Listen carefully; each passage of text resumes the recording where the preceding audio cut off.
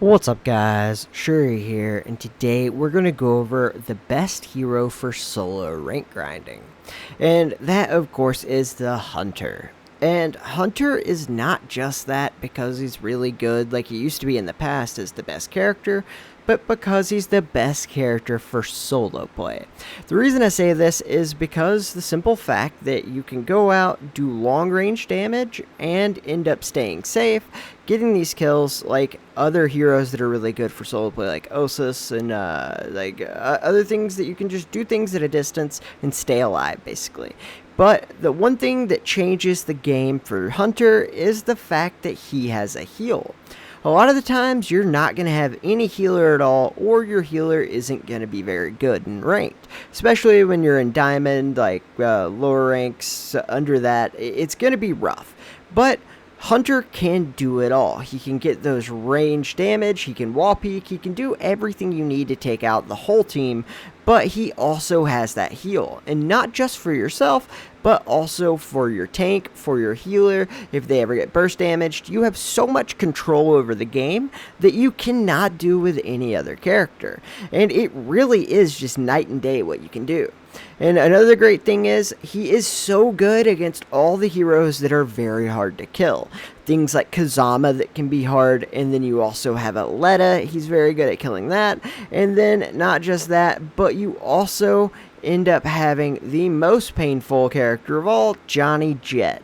In ranked as a solo player, Johnny Jet can just stay on the point, and literally there's so many people who get to Diamond Plus that literally just don't play. They just sit onto the objective, and since half the guys in the game just don't really know how to deal with Johnny, or even what it is apparently, Johnny can just sit there and ruin your life. But Hunter completely counters that.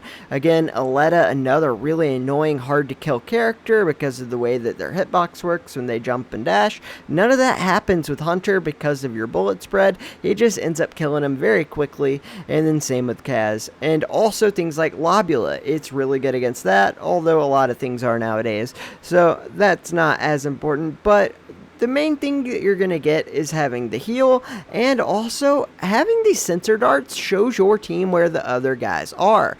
And so you can highlight people that you need killed, people that are up top sniping. You can throw a sensor dart at them and people will know where they are, even though they've died to them 3 times in a row. Unless you show them through the wall where the guy is, they'll just ignore it and just keep dying to him. I don't know why, but if you do end up highlighting them, your team will take it more seriously. They will actually go and try to kill the person, or even just like avoid them. Just they won't run out and die instantly.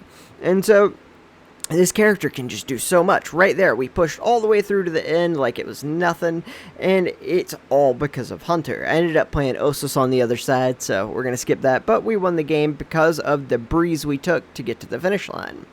But he's also really good at playing control. It's not just a one-dimensional character where he's only good on some maps. He can literally do this on every map. But the biggest thing you gotta do is you gotta play like you know what you're doing. You have to play on the outskirts a little bit, have it to where you can escape to a wall, because you can take a good amount of damage and heal yourself and get out of things. If people end up rushing you, you can pop your heal, and then you can do a lot to them. Just getting people low a lot of the time is all your team really needs to end up getting the kills, and then you can push in and do your thing.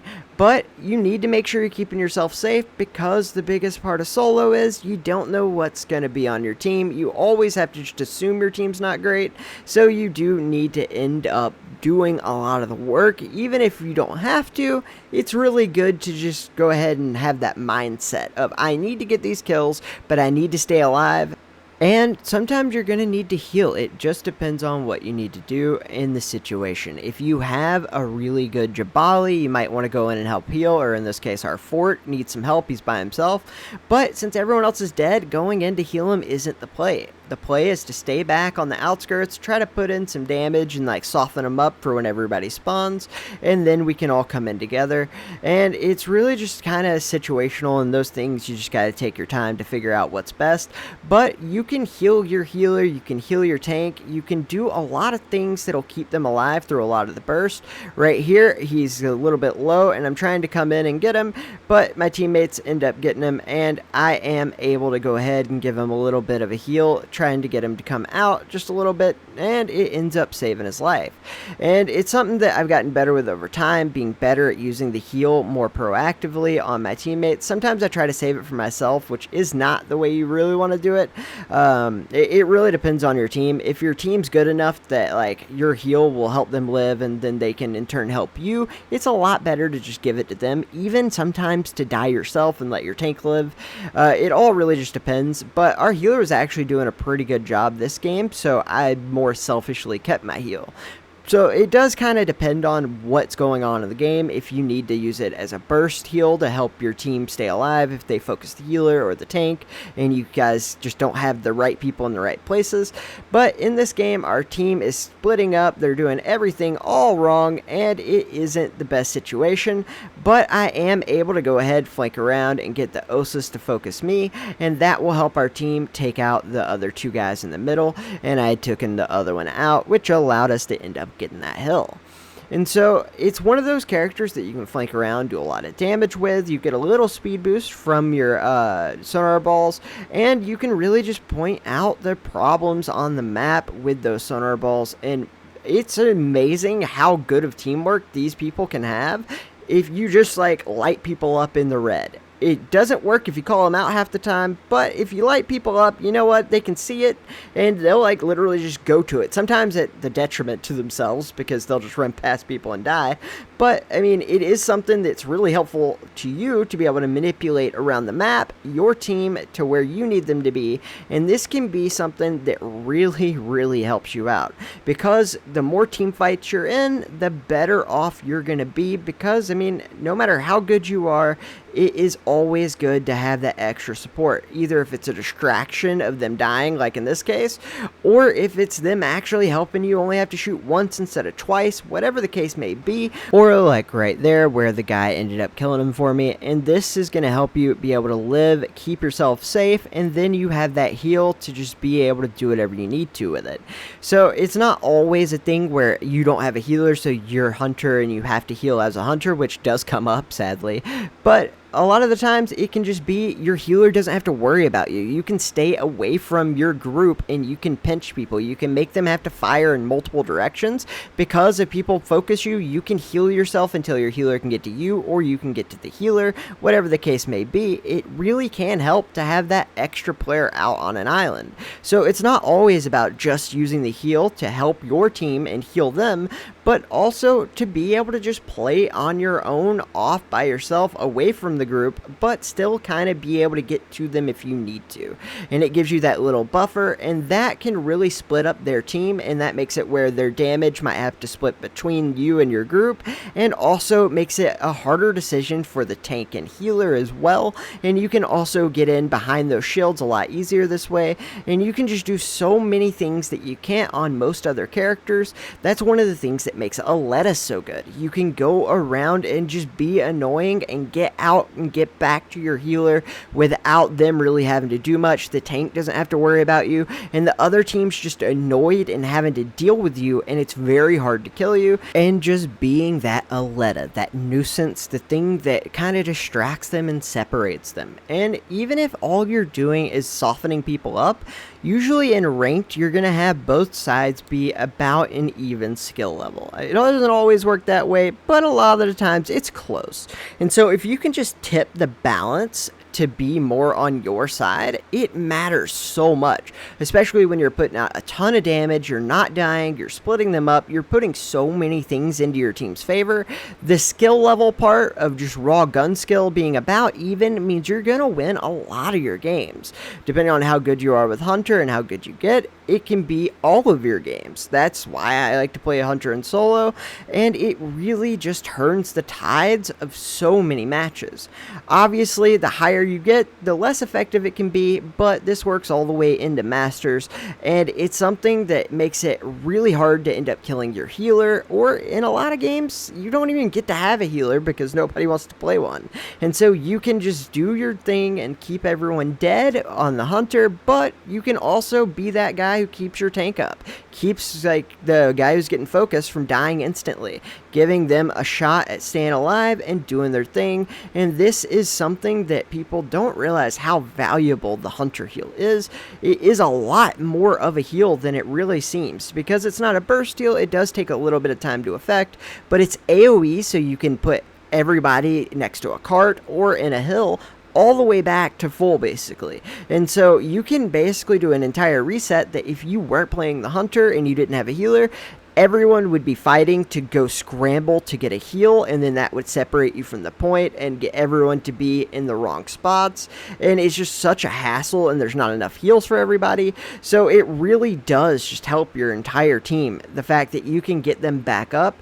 And then if you do have a healer, that makes it to where if they focus the healer, you can help them. The healer doesn't have to worry as much, and like I said, you can just play it on your own. That's why I'm back here. I don't need my healer to be able to heal me. The lob doesn't have as much to worry about, and I can really keep myself up, and I can get to the lob if I need to, especially since our healer is off fighting by himself and healing or instead of healing. So that's rough, but it is what it is, and that's what makes Hunter the best. It gives you more control, which is really what I value when I'm playing solo ranked, is what can I control. I mean, you can't really just make other people better at the game. You can't make them play characters that they don't want to play.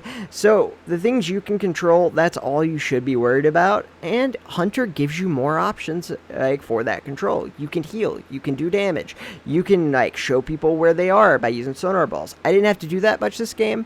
In a lot of the games like Control, you'll see me use sonar balls a lot more because I need to show my teammates where they are. But if we're kind of moving things along, they don't really need help on that. I don't worry about it as much, and I just do pure damage, just worry about going in, doing my thing, and letting my healer do his job.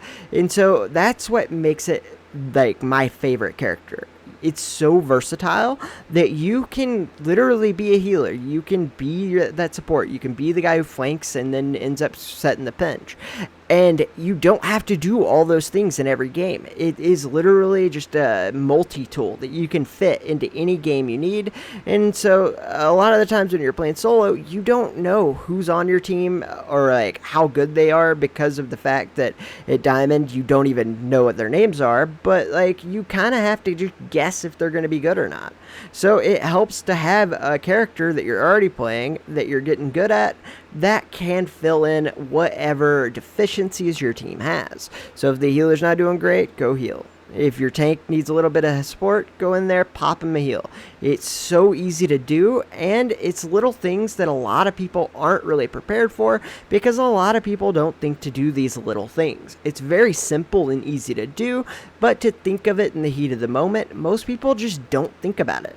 If they play Hunter, they just play back and they play for themselves, which sometimes is what you should be doing. And so it's one of those things that if you can add these extra layers to your game, you're going to level up your game so much faster than everyone else, and you're going to be such an asset to your team that it actually does tip the balances of power in these solo games more than almost any other character. It's not even about the damage you're doing. It's about telling people where people are and just shoring up your defenses. If you're keeping your healer alive right there, I had the most heals in that game.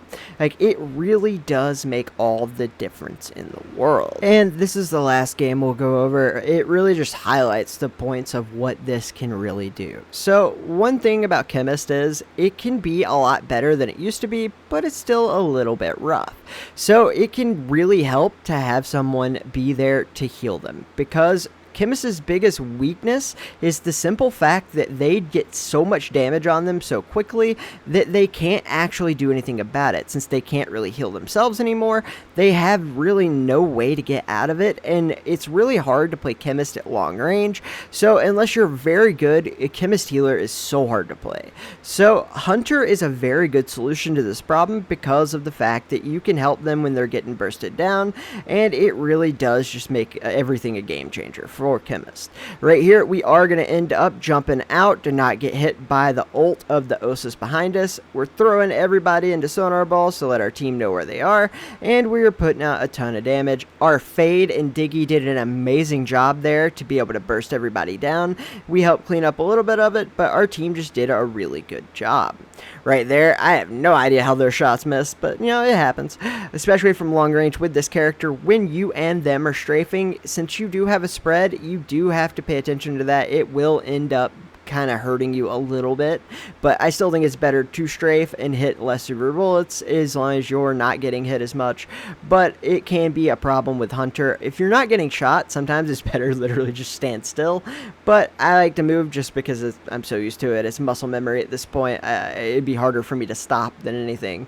But don't ever be afraid to just sit there on Hunter, especially if you're on a wall peak, and just do your thing. I mean, as long as nobody's shooting you, it doesn't really matter. And it will help your bullet spread actually hit better, so it is something that can be a benefit. I don't ever do it, but that's just me. Right here, we are going to show that Diggy where that guy is, and now we don't have to worry about him because, I mean, Diggy's right next to him. It's already over for him. So we are going to go ahead and start helping with a little bit of damage to this guy, shooting them from here, and then we're going to go up top and help onto that Gatlin. But because the Gloria is so like good and so much damage, I wanted to go ahead and help take it out first.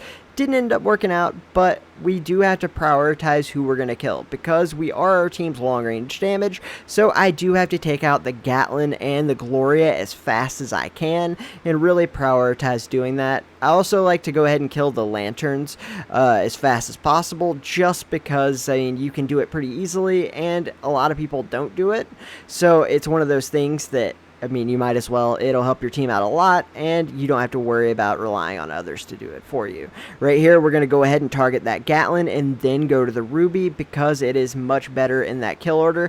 Right here, I'm backing up because my team's not here yet. I know they died a while ago, so they will be back, and it's all up to me to just stay alive and stay out of the eyes of the most important damage people, and that's why you see me rotating and having this positioning. I'm always changing my position so they don't know exactly where to go to avoid me or to target me, and by doing this it makes it to where I can stay out of their line of sight and they also can't avoid me as easy.